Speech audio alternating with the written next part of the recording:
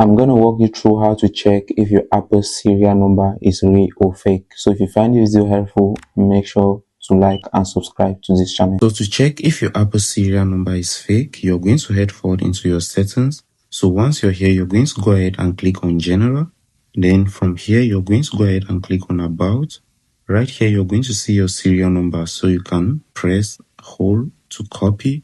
So once you copy, you're going to head forward into your browser. Then right here, you're going to go ahead and search for Apple serial number check. So you click on this second link here which says Apple serial number check. It's going to go ahead and open. Then you're going to go ahead and paste your Apple serial number right in here. So you're going to now to go and click on check serial number. Then right here, you're going to see your Apple serial number information, this various information right here. So if you don't go ahead and see this, all this information I have right here, you know your Apple serial number is fake. It's going to be actually different from mine because we don't have the same iPad. But if you don't see at least any information right here, then you know your Apple serial number is fake.